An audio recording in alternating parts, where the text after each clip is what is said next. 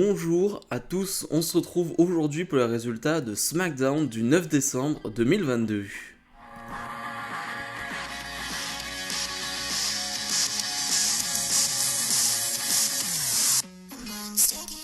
Avant de parler du show bleu, comme d'habitude, n'hésitez pas à mettre le petit pouce bleu et à vous abonner. Le show qui s'ouvre directement avec un gros match de championnat. Les Usos qui défendent leur titre de champion par équipe face à Sheamus et Butch plutôt. Alors, c'est vrai que je mets un peu de temps à rentrer dans le match, un match qui va durer presque 15 minutes. Je mets un peu de temps à rentrer dans le match parce que de base, Sheamus devait faire équipe avec Drew McIntyre et c'est vrai que ça avait un peu plus de prestige et surtout, c'était une affiche un peu plus fraîche. Malheureusement, McIntyre est blessé, semblerait que ce soit une toute petite blessure et tant mieux.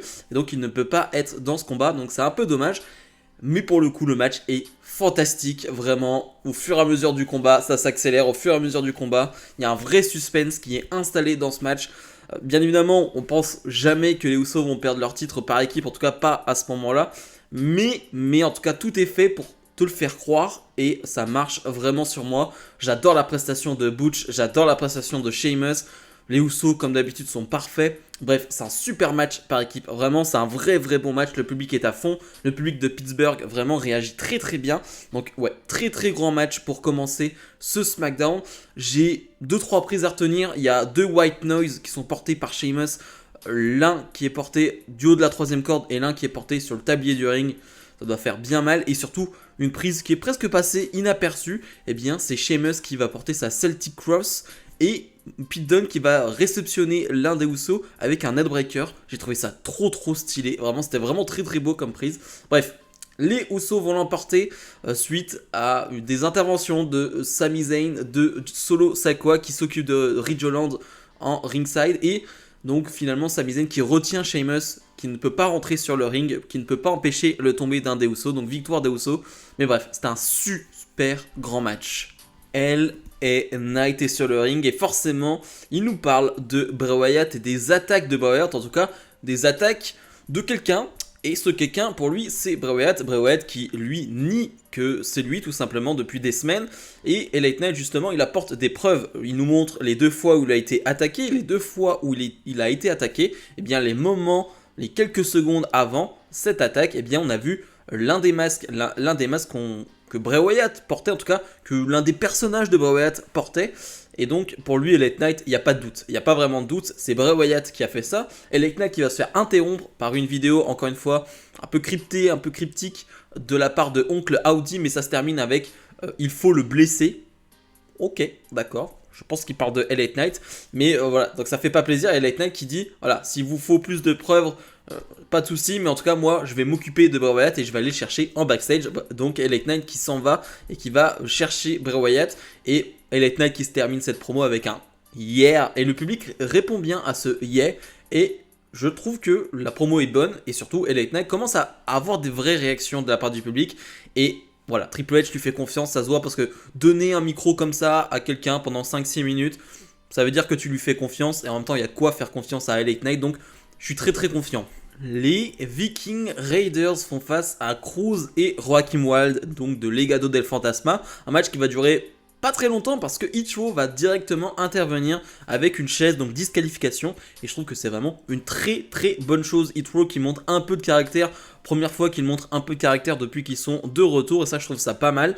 Et ce que je trouve intéressant, c'est que il y a une femme dans chaque clan, et donc là forcément t'as Valhalla, donc pour ceux qui savent pas qui est Valhalla, c'est Sarah Logan, donc des Viking Raiders, qui va se faire attaquer par Bifab et Bifab qui va jeter Valhalla sur Zelina Vega. Donc on peut avoir une histoire entre ces 3 femmes là, et en même temps on peut avoir cette guerre de clans. Donc je trouve ça très intéressant. Et encore une fois, Ichiro qui montre du caractère, c'est bien. Ça fait des semaines, on voit pas grand chose d'eux, etc.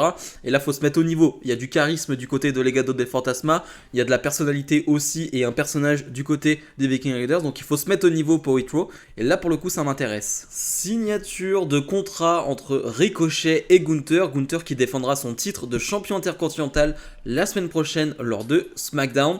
Mais avant cela, les New Day vont arriver, vont venir aider Ricochet. Comme ça, on est sur du 3 contre 3 avec Imperium du côté de Gunther. Et j'avoue que la signature de contrat est plutôt marrante. Le New Day déjà qui va dire on sait comment ça se passe, la signature de contrat, c'est pour ça qu'on est là. On sait que ça va partir en bagarre à la fin. Et donc ils vont dire à Adam Pearce qui essaye de gérer un peu tout ça. Est-ce que tu as déjà vu du catch un peu, tu sais comment ça se passe? Et Adam Pearce qui va dire oui c'est vrai, t'as raison, ça se passe toujours comme ça.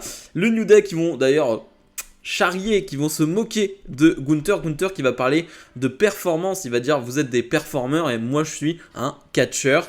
Et ils vont parler de performance, le New Day, ils vont dire t'as des problèmes de performance Gunther? Alors, je vais pas vous faire la blague, mais performance, on parle bien de lit, hein, au lit, voilà. Je pense que vous avez compris, mais en tout cas c'était plutôt marrant. Finalement, tout ça va donner un 3 contre 3, donc New Day Ricochet face à Imperium.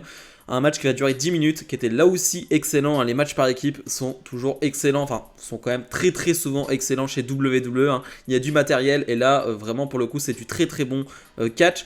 En parlant du New Day, je rappelle que le New Day fera face donc à Pretty Deadly lors de NXT Deadline ce soir. C'est ce soir, hein. Donc dans la nuit de samedi à dimanche, on a NXT Deadline, un PLE NXT très très important. Donc voilà, je vous le dis, il y aura une review demain. Bref. C'est un excellent combat, Ricochet va briller comme d'habitude, mais ça va voltiger dans tous les sens, parce que de l'autre côté, tu as aussi Giovanni Vinci qui est capable aussi de voltiger, qui est capable de faire un peu ce qu'il veut sur un ring, donc c'est vraiment très très intéressant et ça donne un très très bon match. Ricochet qui va finalement donner la victoire à son équipe avec un shooting star press magnifique.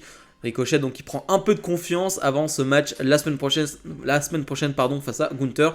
Ouais, j'ai hâte de voir, même si c'est un match qu'on a vu et revu, j'ai quand même hâte de revoir ça.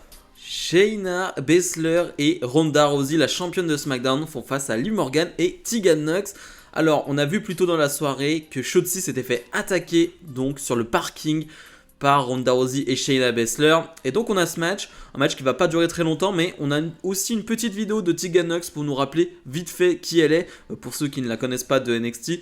Bon, c'est vraiment une vidéo très courte qui nous rappelle justement ses blessures et tout ce qu'elle a vécu justement pour se relever de ses blessures, parce que je crois qu'elle a eu 3 blessures au genou, Tegan Nox. Enfin, c'est aussi pour ça aussi que j'ai beaucoup d'affection pour Tegan Nox, c'est par rapport à sa volonté de vouloir revenir à chaque fois, alors qu'elle a eu d'énormes blessures au genou qui l'a écartée pendant très longtemps à chaque fois, et elle revient. Et finalement, Tegan Nox, la mettre avec Liv Morgan, c'est une très belle idée, parce que Liv Morgan a beaucoup de star power, est très appréciée par le public, et la mettre avec elle, je trouve que c'est vraiment très intéressant. Pendant le match, on a Raquel Rodriguez qui va vouloir venir s'occuper de Ronda Rousey après l'attaque sur Shotzi. La sécurité est là, Ronda Rousey va être distraite, elle aussi va s'en aller pour s'occuper de Raquel. Et finalement, Shayna Baszler qui est toute seule sur le ring va se faire surprendre par Tegan Nox et Liv Morgan. Liv Morgan va faire le tomber 1, 2, 3, victoire de Liv Morgan et de Tegan Nox. Liv Morgan et Tegan Nox qui auront une chance pour le titre de Dakota Kai et Io Sky la semaine prochaine lors de SmackDown. Donc le titre par équipe féminin, ça c'est cool aussi. J'avoue que c'est un peu tôt, j'aurais peut-être aimé un peu plus de construction entre les deux là, mais j'avoue que c'est un match qui me donne très très envie.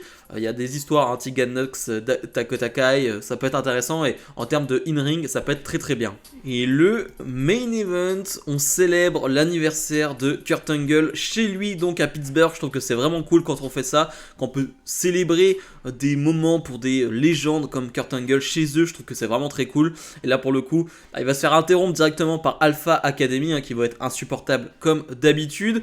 Il y a une fête toute la soirée, eux n'ont pas été invités à cette fête, donc ça plaît pas trop à Chad Gable. Finalement, Kurt Angle qui va s'en aller, qui va dire ok, pas de souci. Mais si vous voulez manger tout mon gâteau, il va vous falloir un peu de lait. Et là, un camion de lait va arriver, un camion de lait où on retrouve Gable Stevenson, le fameux champion olympique de lutte de l'année dernière, qui a signé chez WWE. On l'a déjà vu dans quelques segments il y a quelques mois, enfin dans un segment il y a quelques mois. Voilà, ils essayent de le ramener de temps en temps. On ne sait pas trop comment ça va se passer. Il a eu un gros problème, si je dis pas de bêtises, dans sa préparation physique.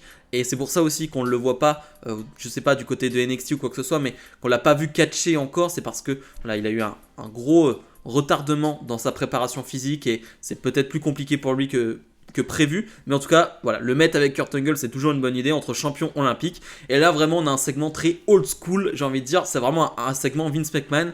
Ça va plaire, ça va déplaire. J'avoue que moi sur le papier ça me déplaît, j'aime pas trop qu'on joue avec la nourriture, même si je sais pas si c'est du vrai lait, j'en sais rien, tu vois, j'en sais rien, mais j'avoue que le camion de lait où finalement il va prendre une lance tel un pompier, où il va tout jeté le lait sur Gable et Otis. J'avoue que ça m'a fait un peu rire. J'avoue, j'ai un peu honte, mais ça m'a fait beaucoup rire même. J'avoue qu'à la fin du segment, de voir Otis avec tout ce lait partout, qui saute de partout, Gable pareil.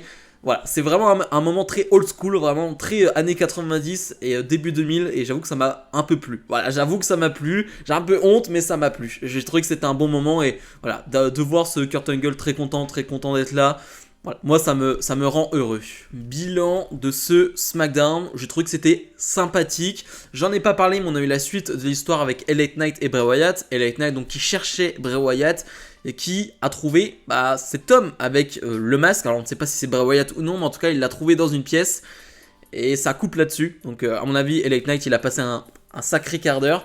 Mais voilà, dans l'ensemble, je trouve que c'était un bon SmackDown. Il n'y a pas eu 20 000 choses, mais c'est pour ça aussi que j'aime SmackDown, c'est que c'est court, c'est 2 heures, et donc c'est plus resserré, il y a moins de segments qui se passent, et je trouve ça plus intéressant. Donc moi, ça me plaît. On avance dans quelques histoires, même si c'est pas dingue. Ce que je veux dire, c'est que le main event, c'est Kurt Angle, donc voilà, c'est pas un cliffhanger pour la suite, mais voilà, c'était un bon SmackDown de fin d'année, je trouve. Il en reste encore 2-3, si je dis pas de bêtises. D'ailleurs, en parlant de prochain SmackDown, le 30 décembre, c'est annoncé, John Cena sera à SmackDown.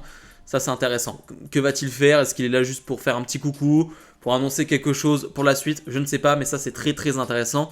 Bref, si je dois donner une note pour ce SmackDown, on est sur un bon 7 sur 10. Comme d'habitude, n'hésitez pas à mettre le petit pouce bleu, à vous abonner, et nous, on se retrouve dès demain pour ma review de NXT Deadline. Salut!